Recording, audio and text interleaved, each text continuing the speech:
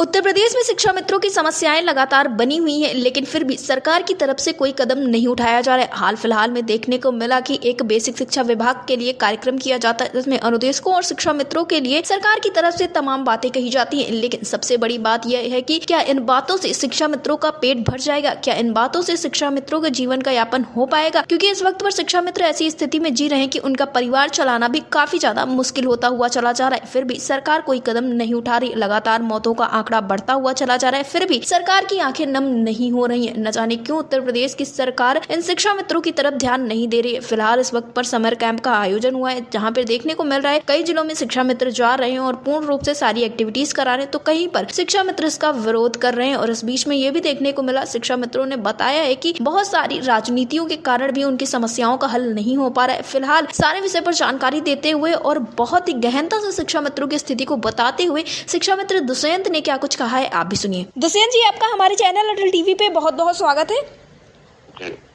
दुष्यंत जी, जिस तरह से देखने को मिल रहा है कि उत्तर प्रदेश में तमाम शिक्षा मित्रों का ये कहना था कि समर कैंप का कार्य बहिष्कार किया जाए, तो वहीं देखने को मिला कि शिक्षा मित्र विद्यालय पहुंचे और समर कैंप में एक्टिविटीज कराते हुए नजर आए, जिसमें देखने को मिला कि स्थानीय जो अध्यापक थे उनका भी पूरा सहयोग मिल रहा है इन शिक्षा मित्रों को और अनुदेशकों का। लेकिन इस बीच में ये कहा जा रहा है इनके द्वारा कि अभी सरकार से नाराजगी बरकरार है। तो मैं आपसे जानना चाहूंगी, आपके जिले में क्या कुछ स्थितियां बनी हुई हैं इस वक्त पर?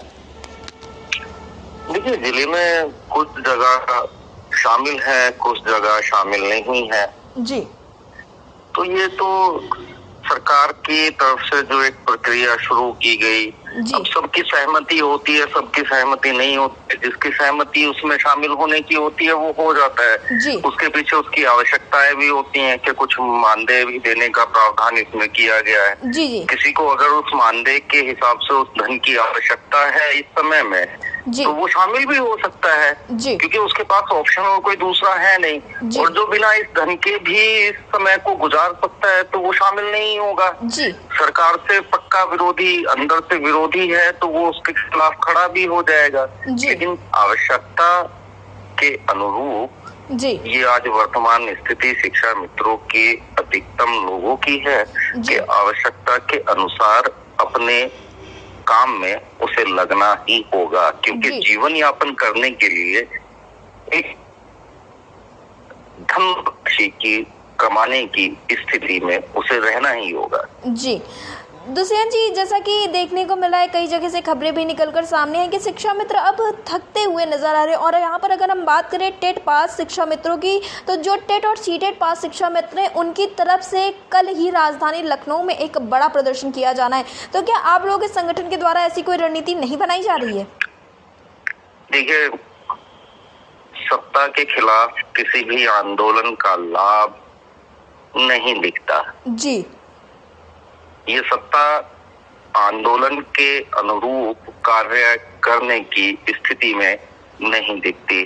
पुरानी सरकारें रही हैं, आंदोलन तब होता है जब आवश्यकता होती है, जब जरूरत होती है उस समूह को, उस संस्था को, उस वर्ग को जो जिसमें वो पीड़ित है वो अपनी बात रखता है तो सरकार सुनती है, फिर उसके समक्ष कुछ ना कुछ निर्णय निकलता है। लेकिन वर्तमान सरकार से ये उम्मीद करना विचार से बाहर है, समझ से बाहर है कि वर्तमान सरकार इन आंदोलनों का कोई प्रभाव वर्तमान सरकार पर पड़ेगा। आंदोलन की एक प्रक्रिया होती है। पहले जितेंद्र शाही प्रदेश अध्यक्ष हुआ करते थे आदर्श शिक्षा मित्र वेलफेयर एसोसिएशन के। उनके एक्सीडेंट के बाद शारीरिक स्वास्थ्य खराब हो गया तो वो संगठन से बाहर हो गए जी। तो मैं उनके बाद देखता हूँ कि कोई भी संगठन कोई निर्णायक लड़ाई नहीं लड़ पाया। निर्णायक लड़ाई उन्होंने 2014 में लड़ी थी, तभी शिक्षा मित्रों को सहायक अध्यापक बनने में उनका योगदान था जी।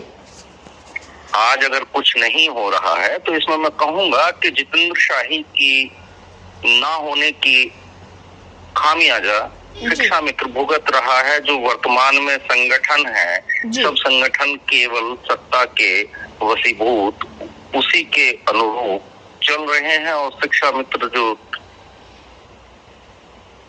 पीड़ित हैं जी, जो शोषित हैं, उनकी पीड़ा और शोषण में कोई बदलाव नहीं आया है जी। दुष्यंत जी, अटल टीवी से जुड़ने के लिए बहुत बहुत धन्यवाद।